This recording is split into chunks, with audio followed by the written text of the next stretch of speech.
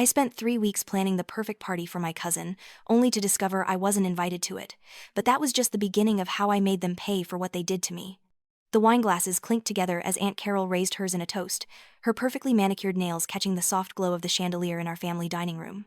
It was one of those Sunday dinners that looked warm and inviting from the outside, the kind you'd see in a commercial for holiday turkey or family board games. My cousin Sophia sat across from me, her blonde hair falling in those effortless waves that probably took her an hour to curl, and she was beaming at me with what I thought was genuine affection. I was so naive back then. "Ella, honey, you're just the most creative person I know," Sophia gushed, reaching across the table to squeeze my hand. Her touch felt warm, sisterly even. I remember feeling a flutter of pride in my chest. I was thinking about my birthday party, and I just know you're the only one who could make it absolutely perfect. You have such an eye for details. Aunt Carol nodded enthusiastically, dabbing at the corners of her mouth with her napkin before adding, "Sophia is right, dear. You've always been so thoughtful and organized. Remember that charity bake sale you coordinated last year? It was magnificent. We'd be honored if you'd take charge of Sophia's 18th birthday celebration." I should have noticed the way they exchanged a glance when they thought I wasn't looking. It was quick, barely a flicker, but it was there. A silent communication that should have set off alarm bells in my head. Instead, I was too busy feeling valued, feeling needed, feeling like I finally belonged in this polished family that always seemed just slightly out of my reach. My parents had passed away when I was 14, and living with Aunt Carol and Uncle Richard had been an adjustment.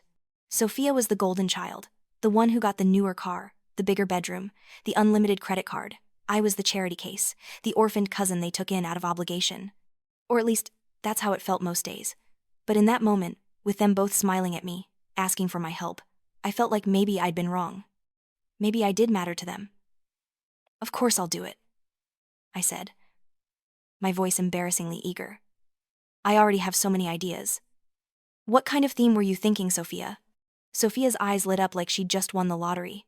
"Oh my God, Ella, I knew you'd say yes. I was thinking something elegant but fun, you know? Maybe like a garden party meets New York socialite vibe, with string lights and live music and one of those dessert walls everyone's been posting about." I pulled out my phone and started taking notes right there at the dinner table, my fingers flying across the screen as Sophia rattled off ideas that grew increasingly elaborate and expensive. Aunt Carol watched us with a satisfied smile, occasionally interjecting with suggestions about venues or caterers she'd heard about from her country club friends. Uncle Richard, as usual, was more focused on his steak than the conversation, offering only the occasional grunt of acknowledgement. "I want white roses, the really expensive ones," Sophia continued, her voice taking on that dreamy quality she got when she was fantasizing about something. "And we need to get DJ Chrome. He's impossible to book, but I know you can figure it out, Ella. You're so good at making things happen." That should have been my first clue. Not that I was so good at making things happen, but that she expected me to move mountains for her without question. But I was too caught up in the excitement, too hungry for their approval, too desperate to prove that I was worthy of being part of this family. After dinner, I went up to my room, which was really the converted attic space with slanted ceilings that made it impossible to stand up straight in half the room, and I started planning. I created a Pinterest board, I made spreadsheets, I researched vendors and venues until my eyes burned from staring at my laptop screen. My best friend Emma texted me around midnight asking if I wanted to grab coffee the next day, but I was too absorbed in finding the perfect color scheme for Sophia's party to respond right away. The next 3 weeks became a blur of phone calls, emails, and errands. I'd wake up at 6 in the morning to call vendors before school, spend my lunch periods in the library researching party planners and event designers to steal ideas from, and stay up until 2 or 3 in the morning hand-making decorations because Sophia wanted something unique that nobody else has ever done before. Emma came over one evening and found me surrounded by what looked like the aftermath of a craft store explosion. There were ribbons and glitter and half-assembled centerpieces covering every surface of my small room. Dark circles had taken up permanent residence under my eyes, and I'd been living off energy drinks and whatever leftovers I could grab from the kitchen when Aunt Carol wasn't looking. "Ella, this is insane," Emma said, picking up one of the elaborate place cards I'd been hand-lettering with a calligraphy pen. "You look exhausted. How much is Sophia even paying you for all this work?" I laughed, though it came out more bitter than I intended. "Paying me? She's family, Em. You don't charge family." Emma gave me that look, the one that said she wanted to argue but knew I wouldn't listen. She'd never liked Sophia much, thought she was spoiled and self-centered, but I'd always defended my cousin. "Blood is thicker than water, right?" That's what Aunt Carol always said. Family takes care of family. If only I'd known then how twisted that logic would become. Sophia stopped by my room constantly during those weeks, each visit bringing a new demand disguised as a sweet request. "Ella, I was thinking, could we maybe get those imported French macarons? I know they're expensive, but it would be so Instagram worthy. Or, hey, I really need you to get that photographer, the one who shot the Miller's wedding. I don't care what it costs, just make it happen, okay? The thing was, I didn't have money to make it happen. I was living on the small trust fund my parents had left me, which Aunt Carol and Uncle Richard controlled until I turned 18. They gave me an allowance that barely covered my basic expenses, and I'd been doing odd jobs around the neighborhood, babysitting, dog walking, anything to earn extra cash. I poured every penny I had into Sophia's party, maxing out the credit card they'd given me for emergencies only, because I truly believed this was important. I believed I was building something meaningful, that this grand gesture would cement my place in the family. I found the venue after calling 43 different places. It was a beautiful garden estate on the outskirts of town, the kind of place where celebrities got married, with perfectly manicured lawns and a gazebo covered in climbing roses. The rental fee alone was more than I'd spent on everything I owned, but I managed to negotiate a deal by agreeing to help set up and break down, which meant I'd have to be there at 5 in the morning on the day of the party and wouldn't leave until midnight at the earliest. I found those white roses Sophia wanted, the expensive Ecuadorian ones that cost $30 per stem. I found DJ Chrome and somehow convinced him to squeeze Sophia's party into his schedule by offering him double his usual rate, which I'd have to pay by draining what was left of my savings account.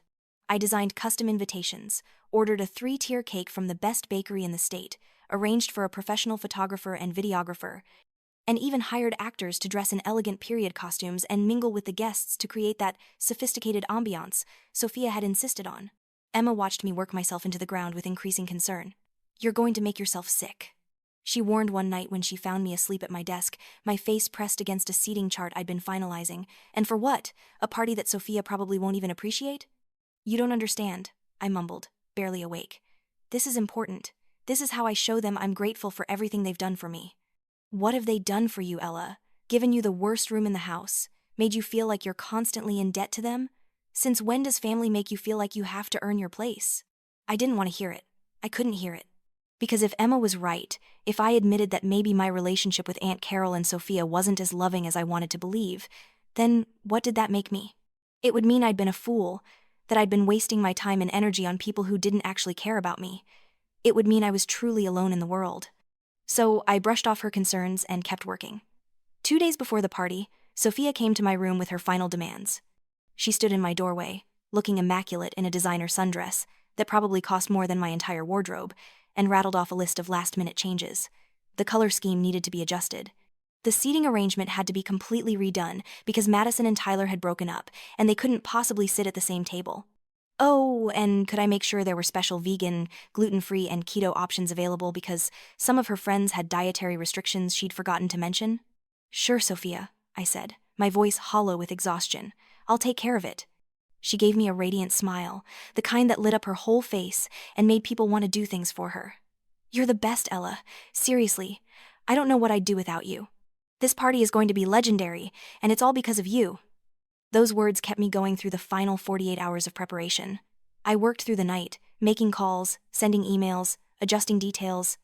Emma came over to help, bringing coffee and sandwiches and moral support, though I could tell she was worried about me. I'd lost weight. My hands shook from too much caffeine and too little sleep, and I'd developed a nervous habit of chewing on my bottom lip until it bled. The morning of the party, I was at the venue at 4:30, even earlier than planned. I wanted everything to be perfect. I supervised the setup, directed the vendors, made sure every single detail matched the vision I'd spent weeks crafting. By noon, it was done. The garden looked like something out of a fairy tale, with thousands of tiny lights strung through the trees, elegant table settings that gleamed in the sunlight, and floral arrangements that would make a professional wedding planner weep with envy. I took a picture and sent it to Sophia with a message. "Everything's ready. Can't wait to see your face when you arrive." She responded immediately with a string of excited emojis, and my heart swelled with pride. This was it. This was the moment where all my hard work would pay off, where Sophia would see how much I loved her, where Aunt Carol would realize that I was more than just the poor orphan niece they'd taken in.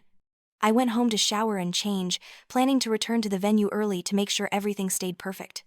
As I was getting dressed in the nicest outfit I owned, a simple navy dress I'd bought on clearance last year, my phone buzzed with a notification. It was from the group chat for our school, the one where everyone shared memes and made plans and talked about upcoming events. The chat was blowing up with excitement about Sophia's party. I scrolled through, smiling at all the enthusiastic messages from my classmates about how incredible the venue looked, how they couldn't wait to see Sophia's reaction. how this was going to be the party of the year. Then I noticed something strange.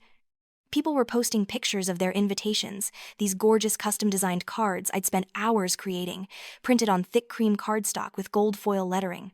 I kept scrolling, looking for my name on the guest list someone had helpfully photographed and posted. I scrolled past the A's, the B's, the C's. My name should have been near the top, but it wasn't there.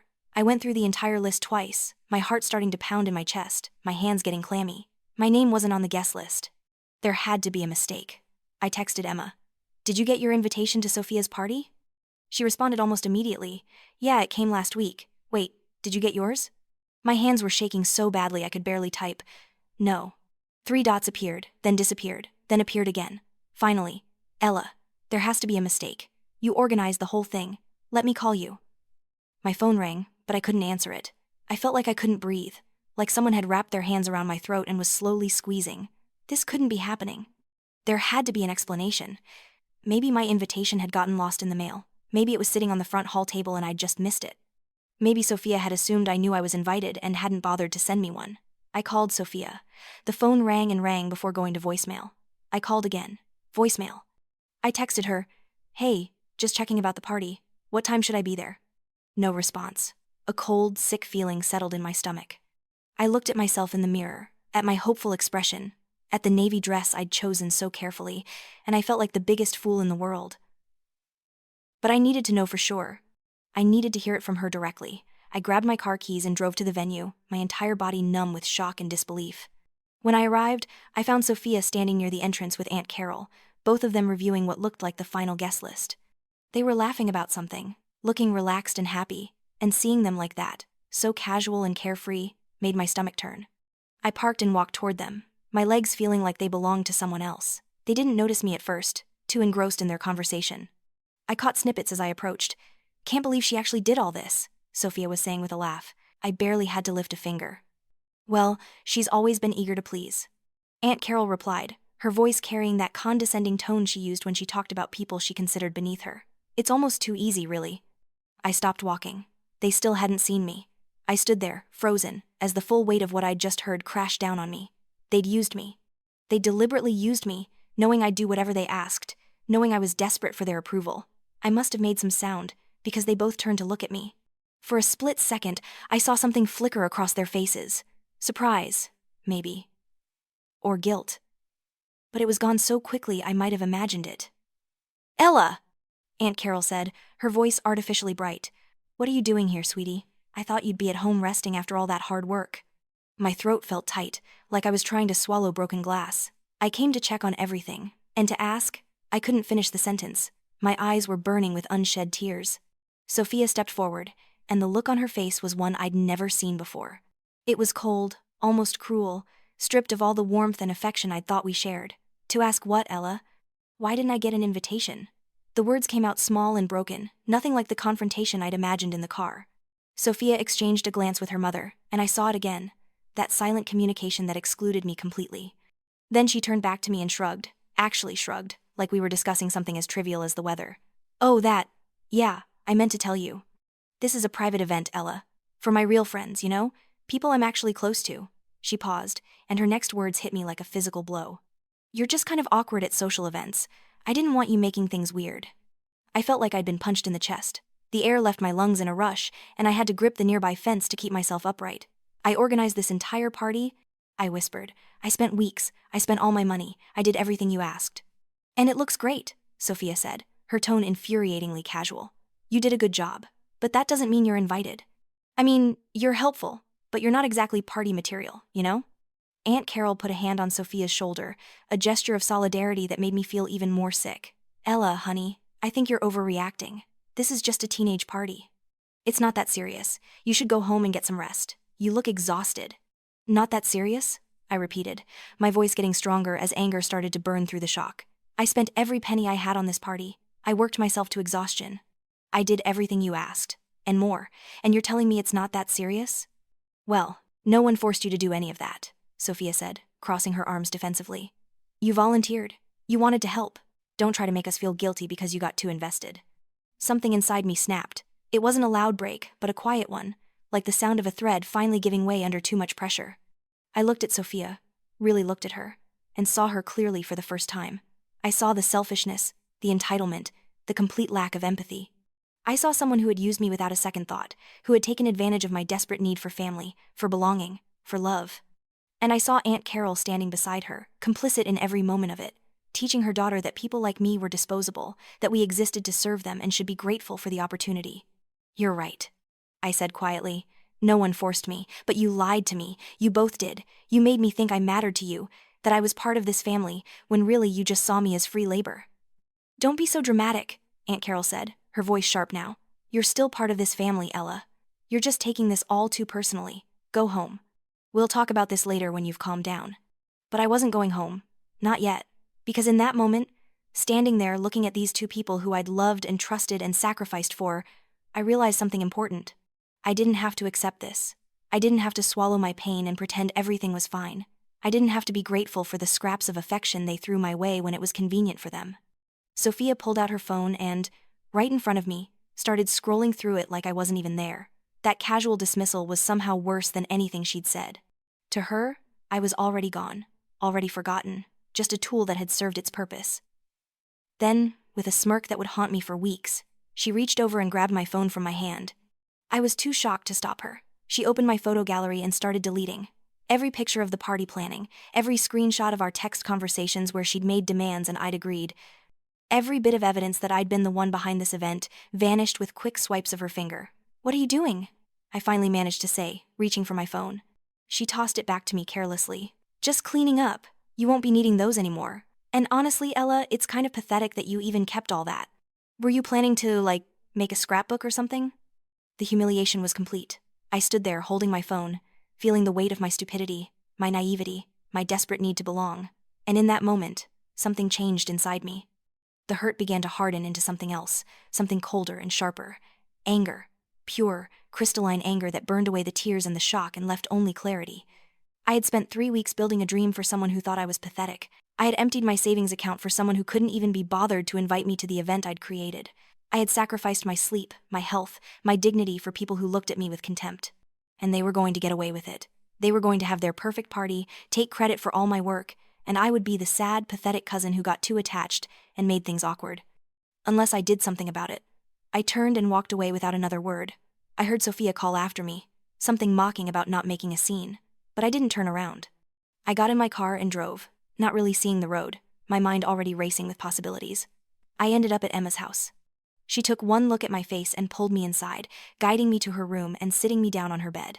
I told her everything, the words tumbling out in a rush, my voice shaking with emotion. When I finished, she was quiet for a long moment. "I'm going to kill them," she finally said, her voice flat and serious in a way I'd rarely heard from her. "I'm actually going to kill them both." I almost laughed, except nothing was funny anymore. "Get in line." Emma's eyes narrowed, and I could see her mind working. "You know what? They deserve to be exposed. Everyone should know what they did to you." "How?" I asked, gesturing at my phone.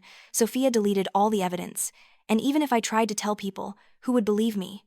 It's my word against theirs, and we both know whose side everyone will take. Sophia's the popular one, the rich one. I'm just the charity case living in her house. "There has to be something we can do," Emma insisted. "This isn't right, Ella. They can't just use you like this and get away with it." We sat there in silence for a while, both of us stewing in anger and helplessness. Then Emma's phone buzzed. She glanced at it and froze. "What?" I asked. "It's Jake. You know, that new guy who just transferred to our school? He's asking if we're going to Sophia's party." Jake Morrison had moved to town about a month ago. He was quiet but friendly, the kind of guy who was smart without being obnoxious about it. I'd helped him find his classes during his first week, and we'd become casual friends, exchanging small talk in the hallways, and sometimes sitting together at lunch. "Tell him it's not worth going to," I muttered. But Emma had a strange look on her face, like she was thinking about something. "Wait, Jake is really good with computers, right? Like, really good. He helped Mr. Peterson fix the school's network when it crashed last week." I didn't see where she was going with this. So maybe he can help you get your evidence back. You said Sophia deleted everything from your phone, but there might be ways to recover deleted data, or find backups, or... She was getting excited now, talking faster. "And didn't you email some of the vendors? Those emails would still be in your sent folder. And what about text messages? Those are backed up somewhere, right?" A tiny spark of hope flickered in my chest. "You think we could actually prove what happened?" "I think we should at least try."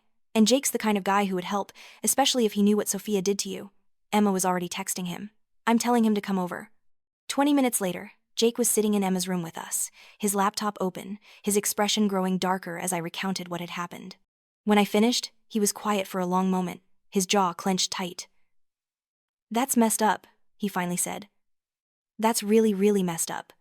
Can you help her? Emma asked. Can you get the evidence back? Jake looked at me, his dark eyes serious. I can try, but I need to know, Ella, what do you want to do with this evidence if I can recover it? Just knowing the truth isn't enough. You need a plan. I want everyone to know what she did, I said, surprised by the venom in my own voice. I want her perfect party ruined. I want her to feel a fraction of the humiliation I felt today. Emma and Jake exchanged a glance, and I saw something pass between them. An understanding, maybe, or a shared sense of justice that made me feel less alone than I had in weeks. Okay, Jake said, cracking his knuckles in a gesture that would have been comical under other circumstances. Let's burn it all down. Over the next hour, Jake worked magic on my phone and computer that I didn't fully understand. He talked about cloud backups and data recovery and server caches, his fingers flying over the keyboard. Emma sat beside me, holding my hand, a silent source of support as I watched years of trying to please people who didn't care about me crystallize into this one moment of resistance. Got something, Jake said suddenly. Your photos were backed up to your cloud account. Sophia deleted them from your phone, but she didn't know to check your online storage. Everything's still there. Relief washed over me so intensely that I felt tears prick my eyes. Everything? Every screenshot, every photo of you working, every receipt. It's all here. He paused, scrolling through something on his screen. And here's something interesting. Your text messages are backed up too. I can see the entire conversation history between you and Sophia. Every demand she made, every time she asked you to do something. It's all documented. But we still need more than that, Emma said. We need something that shows everyone what she's really like. Something public. Jake pulled up Sophia's Instagram account.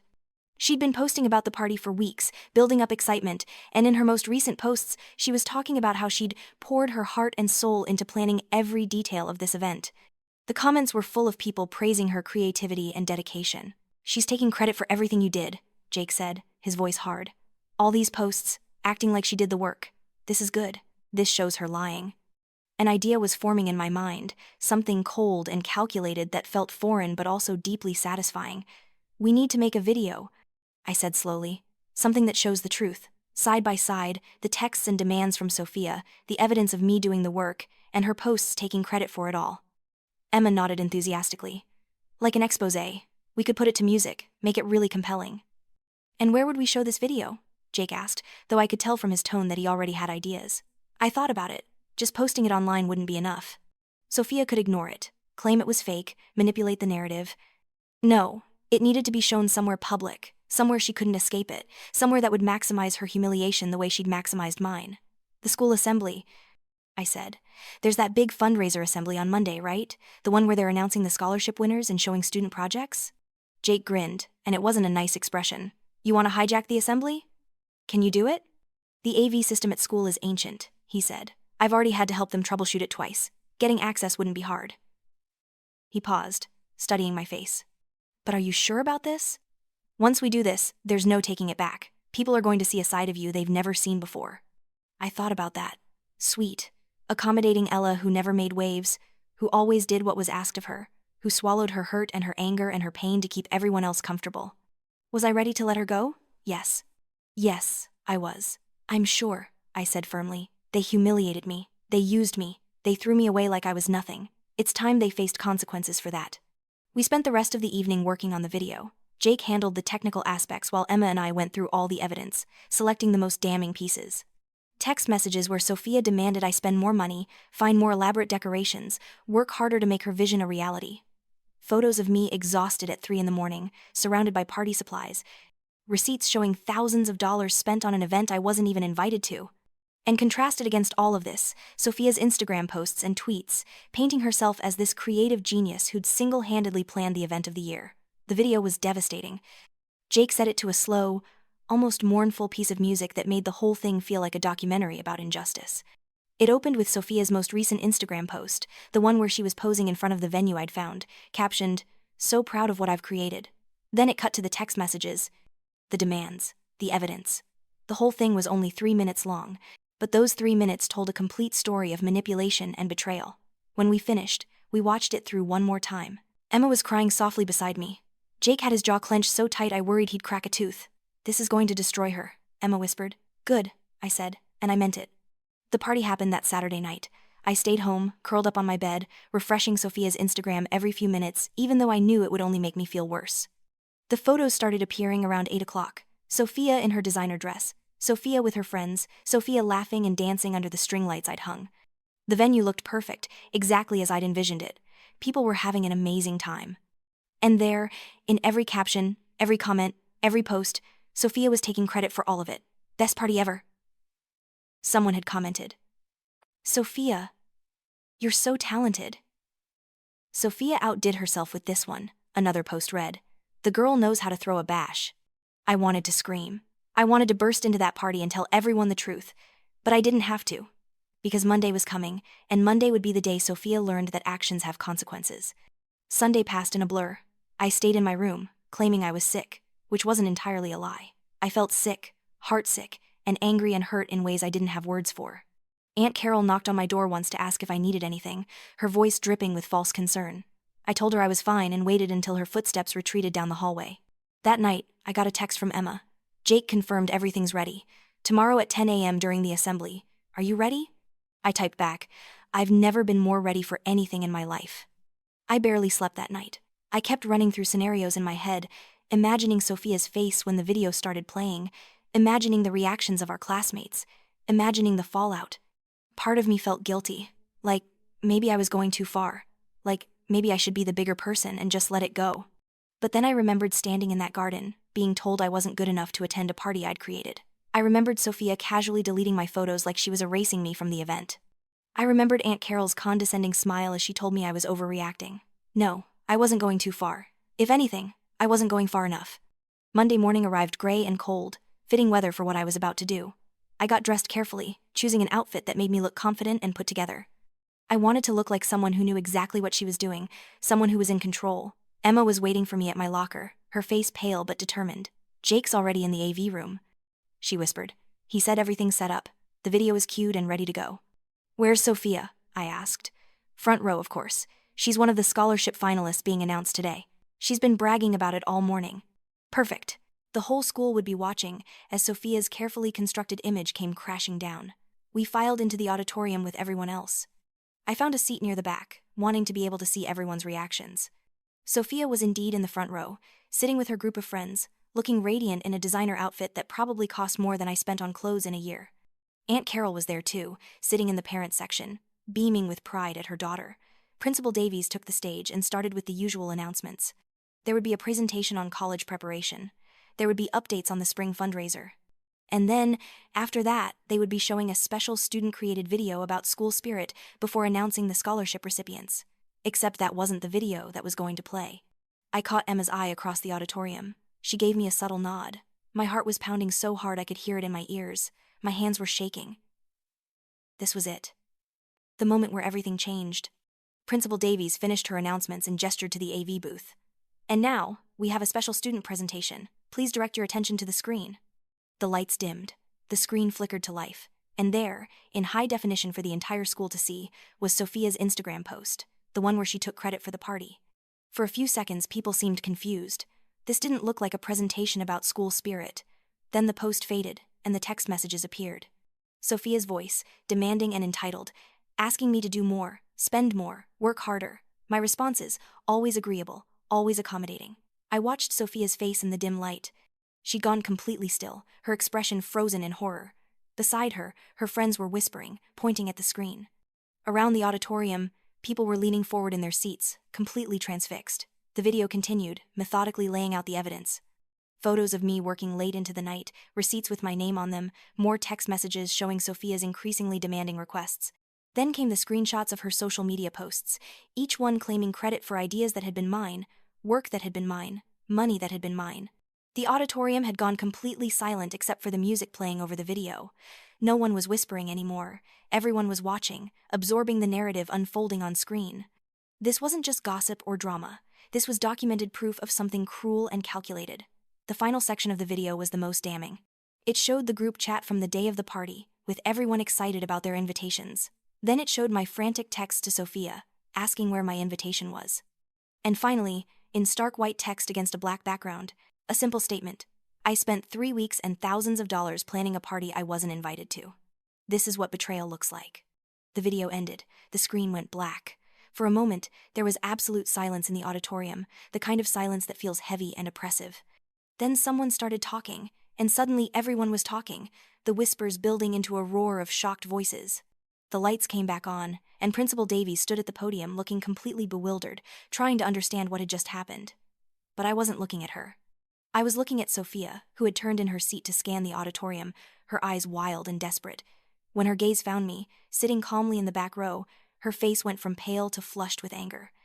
She stood up abruptly, pointing at me. "That's a lie," she shouted, her voice shrill and panicked. "She made that up, she's lying!" But people were already pulling out their phones, already pulling up Sophia's Instagram to compare her posts with what they'd just seen. The evidence was right there, publicly available for anyone who cared to look. Sophia had condemned herself with her own words, her own bragging, her own need to take credit for things she hadn't done. I stood up too, my legs surprisingly steady considering how fast my heart was racing. Every eye in the auditorium turned to me as I walked down the aisle toward the stage. Principal Davies held up a hand, trying to regain control of the situation, but I needed to say this. I needed everyone to hear it directly from me. When I reached the front of the auditorium, I turned to face the crowd. Sophia was still standing, her hands clenched into fists, her mother rushing down from the parent section to join her. Aunt Carol's face was a mask of fury, but underneath it, I could see fear. She knew what was coming, knew that the carefully maintained image of her perfect daughter was about to shatter. "My name is Ella," I said, my voice carrying clearly through the sudden quiet. "And everything you just saw was true." For 3 weeks, I worked day and night to create what I thought would be a memorable 18th birthday party for my cousin Sophia. I spent every penny of my savings. I maxed out my credit card. I sacrificed sleep, health, and my own well-being because I thought I was doing something meaningful for someone I loved. My voice cracked slightly on that last word, but I pushed through. The morning of the party, I discovered I wasn't on the guest list. When I confronted Sophia about it, she told me I was too awkward for her friends, that this party was only for people she was really close to.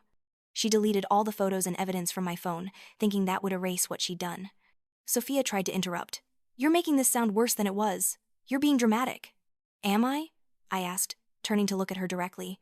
"Is it dramatic to be hurt when someone uses you? Is it dramatic to feel betrayed when family treats you like you're worthless? Because that's what you did, Sophia. You saw someone who loved you and wanted to belong, and you exploited that. You used me like I was a servant, and when you were done with me, you threw me away." Aunt Carol stepped forward, her voice sharp. "Ella, that's enough. This is inappropriate. We can discuss this at home." "No," I said firmly. "We can't, because at home, you'll gaslight me. You'll tell me I'm overreacting, that I'm being too sensitive, that family doesn't keep score. You'll make me feel guilty for being upset that I was used and discarded. But I'm done letting you control the narrative." I looked out at the sea of faces watching this unfold. Some looked shocked, some sympathetic, some uncomfortable, but they were all listening. They were all witnessing what Sophia and Aunt Carol really were beneath their polished exteriors. "I'm not asking for pity," I continued. "I'm asking for accountability." Sophia took credit for work she didn't do. She lied to everyone about who planned that party. She manipulated me into destroying my bank account for an event she never intended to include me in.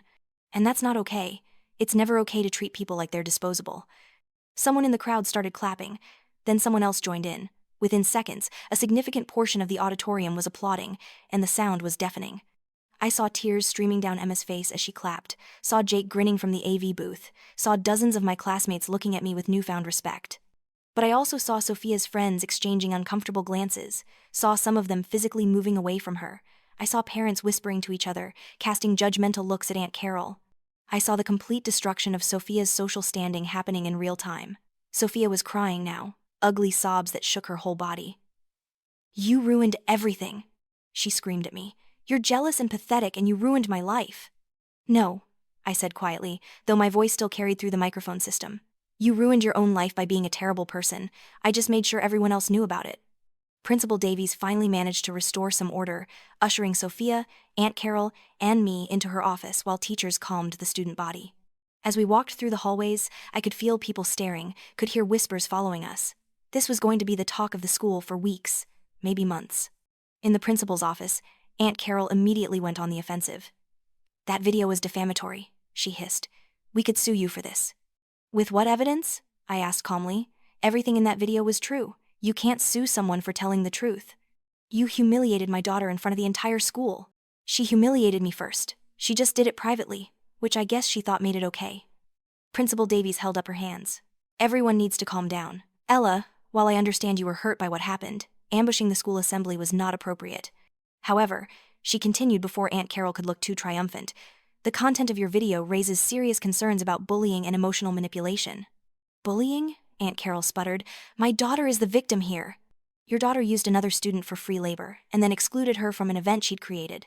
Principal Davies said firmly. That's not victim behavior, that's perpetrator behavior. Sophia, who had been sobbing into her hands, looked up with red, swollen eyes.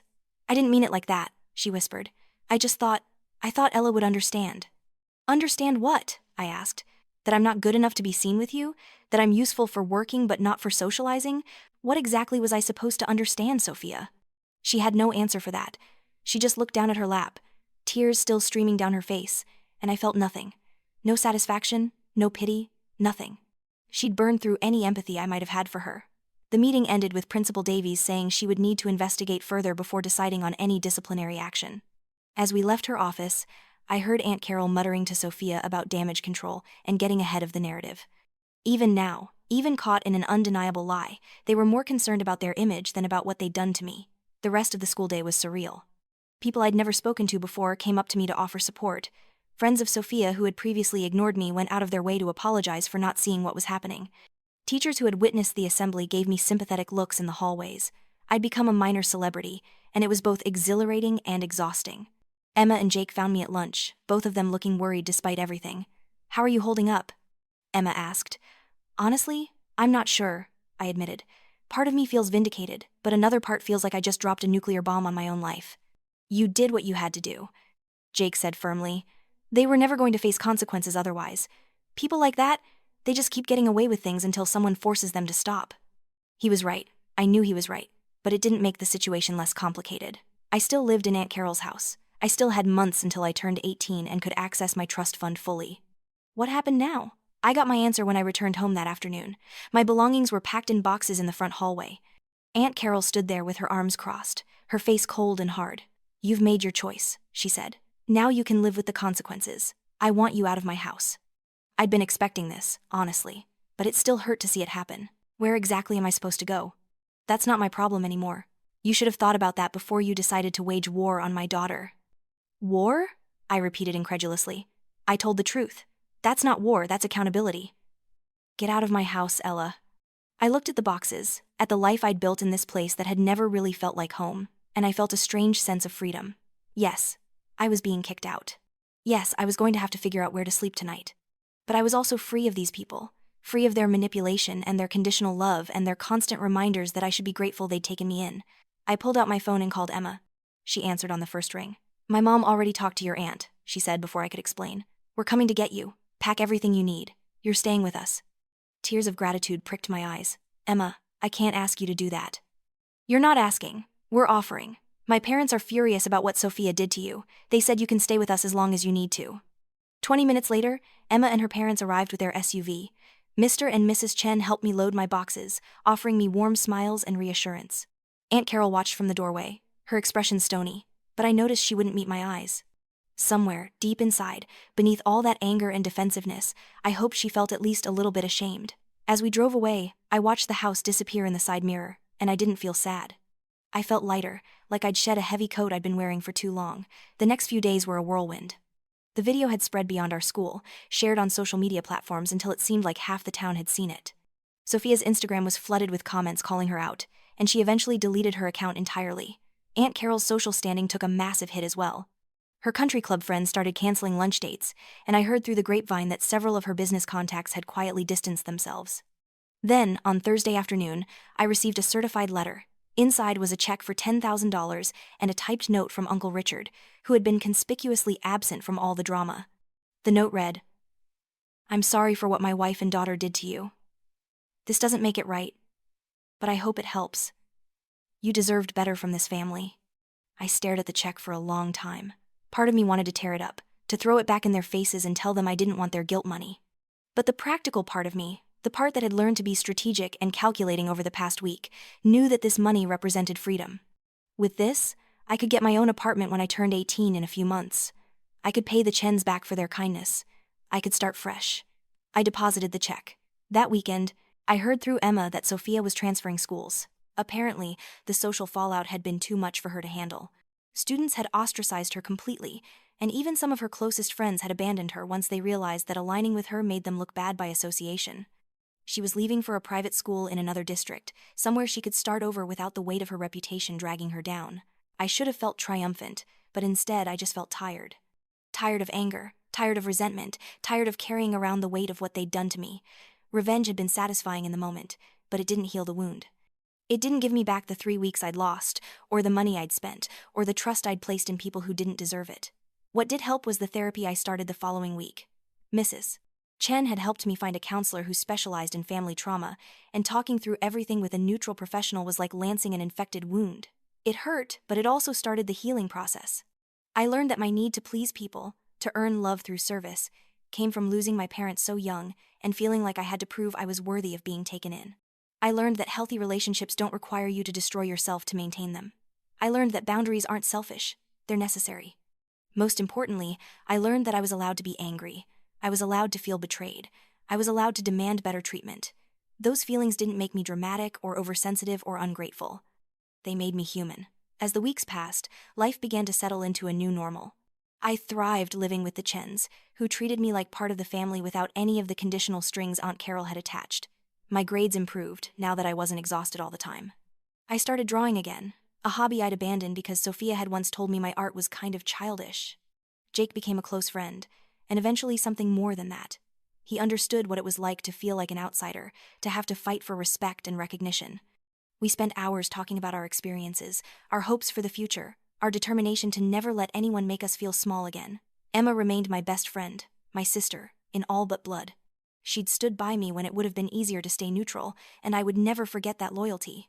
3 months after the assembly incident, I ran into Aunt Carol at the grocery store. We saw each other from opposite ends of an aisle, and for a moment, neither of us moved. Then she turned and walked away without acknowledgement, and I felt nothing. No anger, no hurt, no desire for confrontation. She was simply a person I used to know, someone whose opinion no longer mattered to me. That indifference was more powerful than any revenge I could have planned. When I turned 18, I moved into a small studio apartment near the school. It wasn't much, but it was mine. I filled it with secondhand furniture and the art I'd started creating again, pieces that reflected my journey from doormat to someone who stood up for herself. Emma and Jake helped me move in, and we christened the place with cheap wine and pizza, laughing as we arranged my few belongings and made plans for the future. I never heard directly from Sophia again, though I occasionally heard updates through mutual acquaintances. She'd struggled at her new school initially, but eventually found her footing. I heard she'd become quieter, less concerned with social status, more careful about how she treated people. I didn't know if she'd actually learned anything or if she'd just gotten better at hiding her true nature, but either way, it was no longer my problem. The scholarship announcement that had been interrupted by my video had eventually been rescheduled. Sophia hadn't won, but I had. The irony wasn't lost on anyone. The scholarship committee had been impressed by my work ethic and my willingness to stand up against injustice, even when it cost me everything. That money, combined with what Uncle Richard had sent and what I'd saved working part-time at a local bookstore, was enough to pay for my first year of college. I chose a school 3 states away, somewhere I could truly start fresh. Emma was going to a different school, but we promised to visit each other regularly. Jake was taking a gap year to work and save money, but we planned to make the long-distance thing work. On the night before I left for college, I sat in my little apartment and thought about everything that had happened.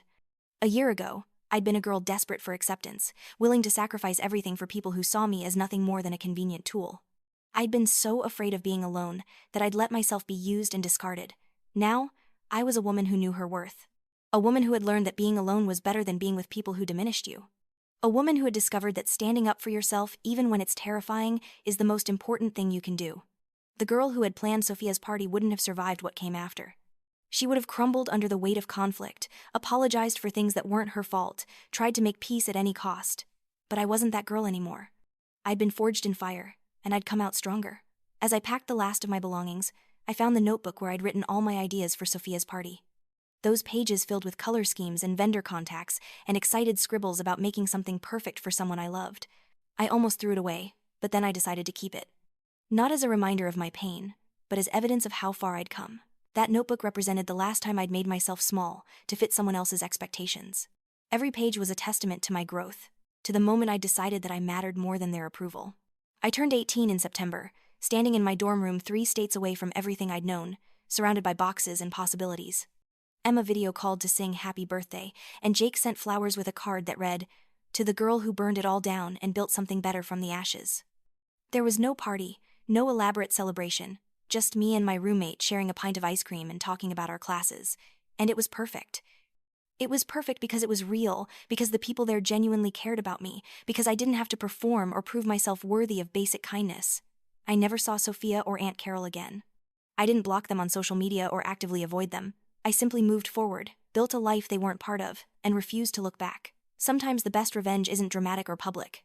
Sometimes it's just living well, being happy, and showing the people who tried to break you that they failed.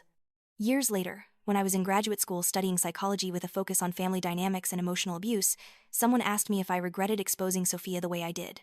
They asked if I thought I'd gone too far, if maybe I should have handled it more quietly, more maturely. I thought about it for a long time before answering. "I don't regret it," I finally said, because that moment, standing in front of my entire school and telling the truth, that's when I learned that I had power, that my voice mattered, that I didn't have to accept mistreatment quietly. Was it the most mature way to handle it? Probably not. But I was 17 and hurt and angry, and I used the tools I had available to me. And ultimately, it forced everyone involved to face consequences they would have otherwise avoided. I paused, thinking about the girl I'd been and the woman I'd become. The real question isn't whether I went too far. The question is why we expect victims of manipulation and emotional abuse to be graceful and forgiving, while their abusers face no repercussions at all. Why is anger at being mistreated seen as worse than the mistreatment itself? They didn't have a good answer for that, and neither did I. But I'd stopped apologizing for taking up space, for having feelings, for demanding to be treated with respect. Those lessons, learned in the aftermath of a party I never attended, had shaped everything that came after. Now, sitting in my own therapy office years later, I help other people who struggle with the same issues I once did. People who give too much, who accept too little, who've been conditioned to believe that their needs don't matter. I teach them what I learned the hard way, that love shouldn't require you to destroy yourself, that family isn't an excuse for mistreatment, and that sometimes the kindest thing you can do for yourself is walk away. And when they ask me if it gets easier, if the hurt eventually fades, I tell them the truth. The hurt does fade, but it never completely disappears. You just learn to carry it differently. You learn to transform it from an open wound into a scar, evidence of survival, proof that you're stronger than what tried to break you. The party I wasn't invited to became the catalyst for everything good in my life. It forced me to see the truth about people I'd been making excuses for. It pushed me to find my voice and use it, even when it shook with fear and anger. It showed me who my real friends were and taught me the difference between being loved and being used. Sometimes I wonder what would have happened if Sophia had just invited me to that party, if she'd shown me even a basic level of respect and appreciation. Would I have continued letting them use me? Would I have kept sacrificing myself for scraps of affection? Would I have ever learned to value myself? Probably not. And as painful as that whole experience was, as much as it hurt to have my trust betrayed and my kindness exploited, I'm grateful it happened, because it woke me up, it forced me to grow. It taught me that I was capable of surviving things I thought would destroy me. The girl who walked into that garden venue, excited to see her hard work appreciated, died that day. But from her ashes rose someone stronger, someone who knew her worth, someone who would never again accept less than she deserved. And that, ultimately, was the sweetest revenge of all. Not Sophia's destroyed reputation or Aunt Carol's social humiliation, but my own transformation from victim to survivor to someone who helps others do the same. I still have that video saved somewhere, though I haven't watched it in years. I don't need to. I remember every frame, every piece of evidence, every word of that final statement. But more than that, I remember the feeling of taking back my power, of refusing to be silent, of choosing myself when everyone else wanted me to choose them. That's the legacy of the party I wasn't invited to. Not bitterness or anger or a continued desire for revenge, but a bone-deep understanding that I am enough. Exactly as I am. And anyone who makes me feel otherwise doesn't deserve a place in my life. It took losing everything I thought I wanted to discover what I actually needed. It took being broken to learn how to build myself back stronger. It took betrayal to understand the value of genuine love. And in the end, Sophia did me a favor. She showed me exactly who she was, who Aunt Carol was, and most importantly, who I could become when I stopped trying to earn love from people incapable of giving it freely. So no, I don't regret what I did. I regret the time I wasted trying to please people who were never going to appreciate me. I regret not seeing the signs earlier. I regret not valuing myself enough to walk away before it got to that point. But exposing their cruelty, standing up for myself, refusing to let them get away with using me. Those are the things that saved me. Those are the moments I'm proud of. Even now, even knowing the chaos that followed. Because in the end, I didn't just survive what they did to me. I learned from it, grew from it, and used it to become someone who helps others survive similar situations. I transformed their cruelty into purpose, their betrayal into wisdom, their rejection into self-acceptance. And that's a better ending than any party could have ever given me.